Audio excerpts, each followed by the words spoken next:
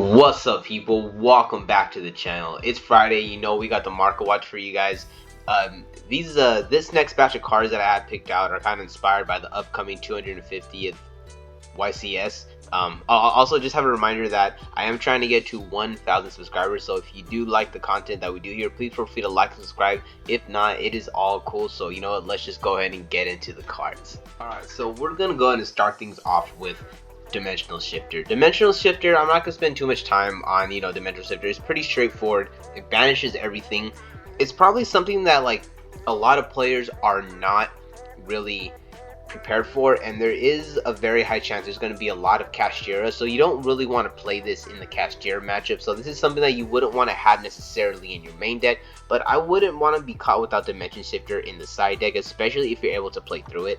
So currently you have the commons right here. They hold it at like 29-25 cents. We'll just take those for face value, but I would just go ahead, if you don't already have some, I would just go ahead and get the prismatics. You have you have some light plays right here for 338, 340. So we're looking about in like the damaged, so we're looking about in like the $3 to kind of $4 range right now.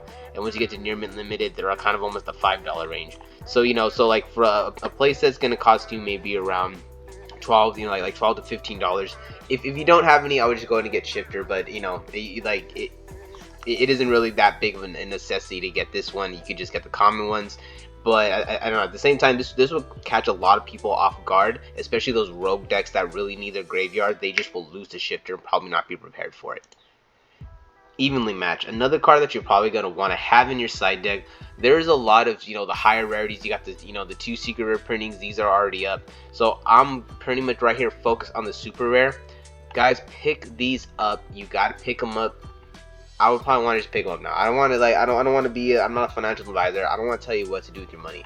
But I started picking these up when they were like in the $3.50 to $4 range. I do have a couple of them held up right now, and they're already you got a lot of them right here. 564, like holding at the 564, 565. They've already gone up like $1. It's probably not something that'll just happen immediately, but you do not want to be caught without Evenly Match, especially at the $5 price point. If this is the last reprint Evenly Match gets for a while, and especially if Evenly Match maybe gets like some type of ghost like reprint, maybe, because that should be pretty cool. I would love a ghost rare Evenly Match, but or maybe ultimate rare printing, that'll actually be pretty cool. But I really could see this card going up in the long run. So if you're competing, you don't have any, I would pick them up sooner rather than later, especially these super rares. Infinite Impermanence is another card. This is actually a card that I told you guys to pick up a long time ago in my investment review videos. I have on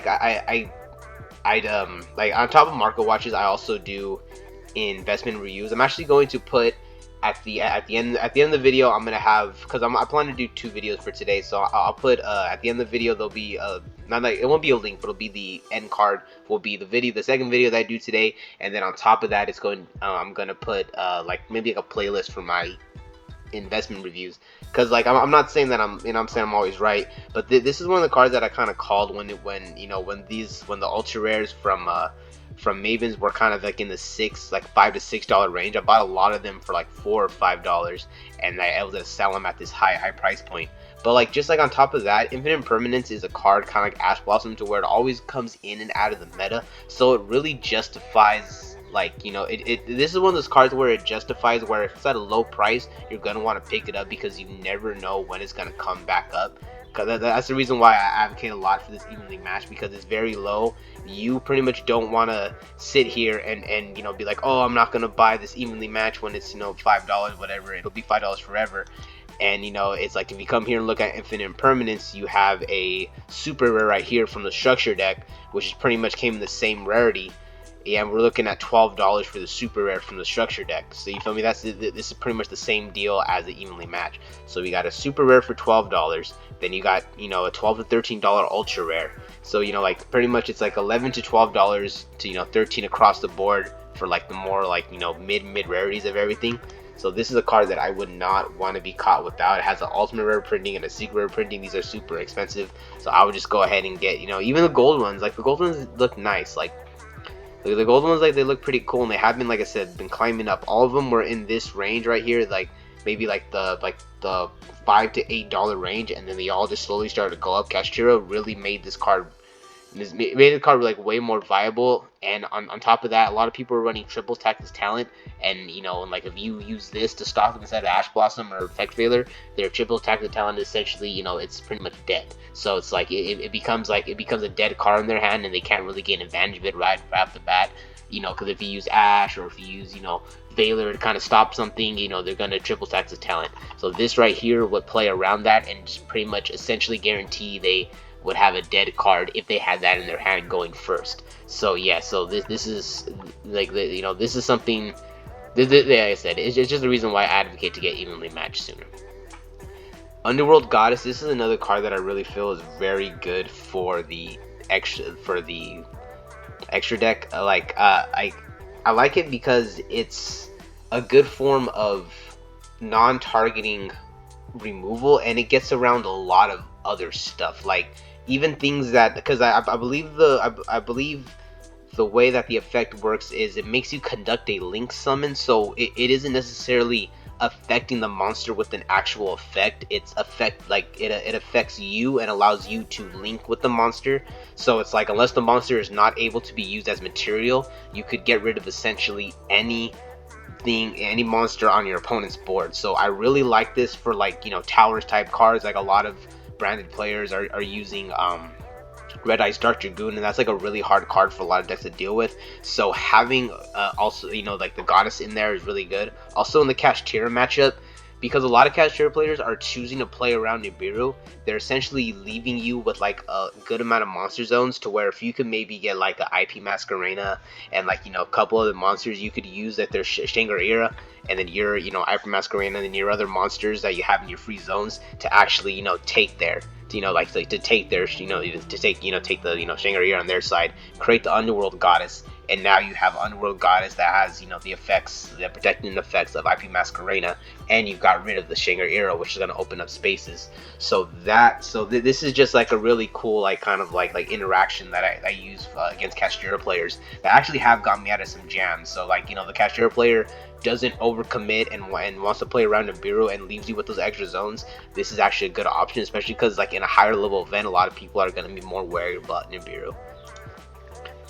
Alright, so Dark Arm, the Dragon of Annihilation. I had no idea this card was even going up. It just was cleared my mind. It just I saw a Kashtira player, my locals, using it, and I didn't want to say anything because I didn't want to look foolish, but I'm like, no, dang it, I knew it. And then I came in, and luckily I found some. But yeah, these things right here, they were they were kind of in the $7 range in the beginning of the year, and then they just slowly started to go up as Kashtira became thing. They were a little bit higher, and they kind of come down a little bit.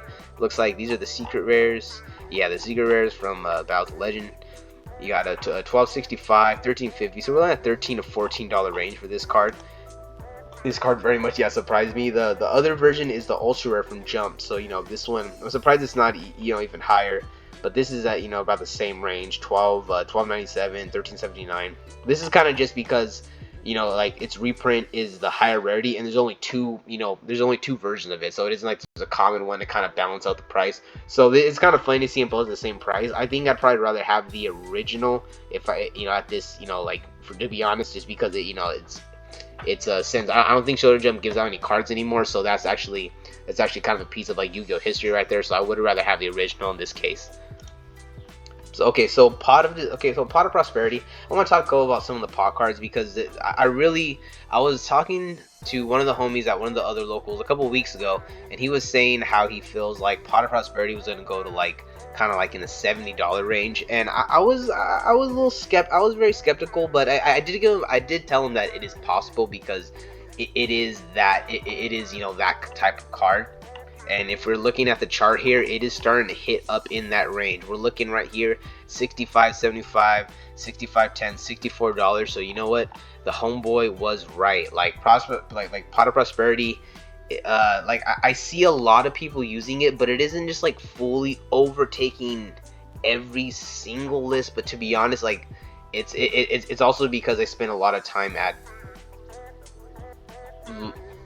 local, so like it isn't like I'm over here at like super high tier events every single weekend and everyone has Pot of Prosperity and everyone is triple this and triple that. So when I do see the more competitive circuit, like I do see more Pot of Prosperity.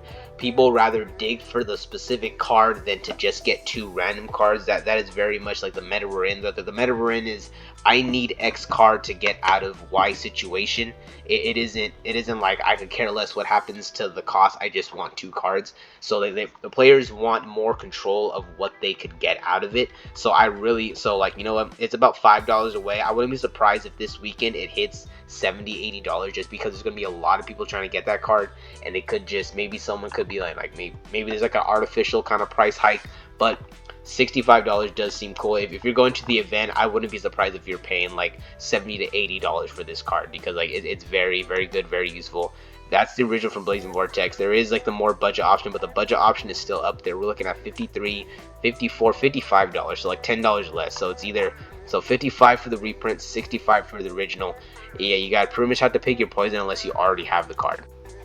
Pot of Extravagance is kind of just left here on the wayside, but every single budget version is like $1. You got the premium gold. This one is kind of holding.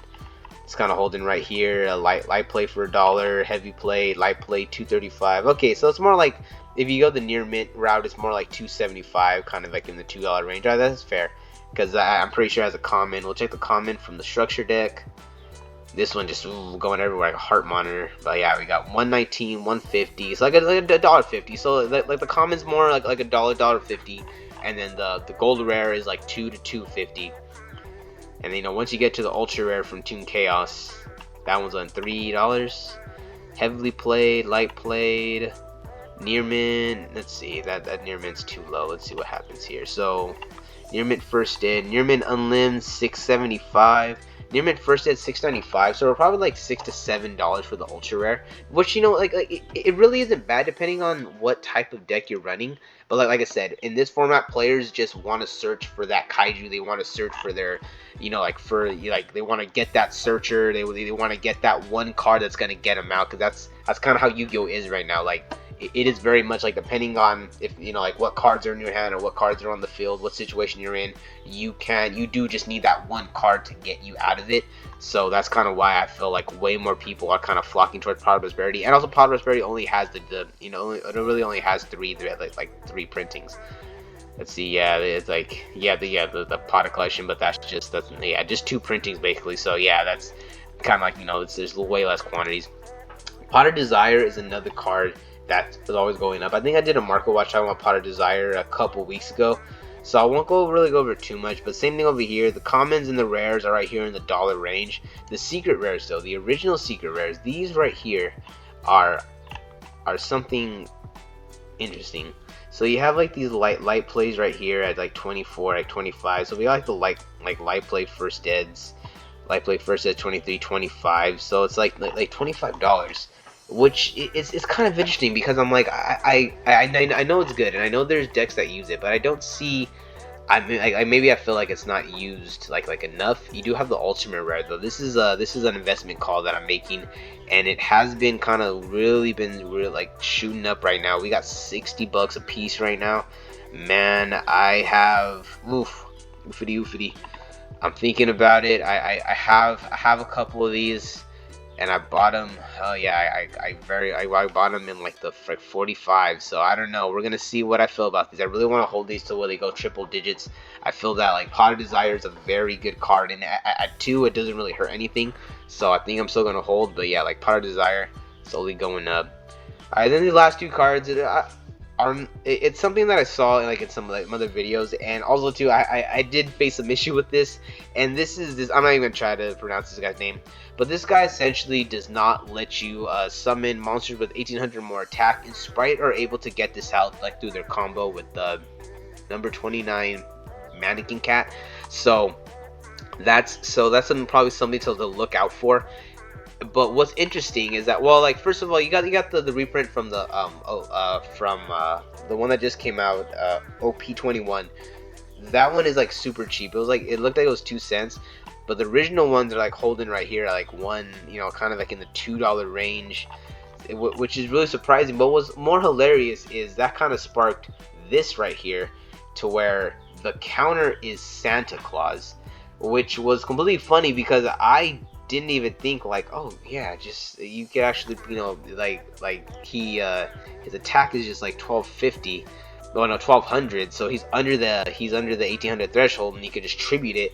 This is just I just picked this out because this is why I love Yu-Gi-Oh. I love when Yu-Gi-Oh does stuff like this, and you're just sitting there like, oh, this will never be good. This card's stupid, and then you're in a situation where, wow, this stupid ass card counters this stupid ass card, or this stupid ass card makes this stupid ass card good. Alright guys, that's it for the market watch. Please, you know, if you remember, try to get 1,000 subscribers. If you like the video. If not, please feel free to like, subscribe. If not, it is all cool. I'll catch you guys in the next one.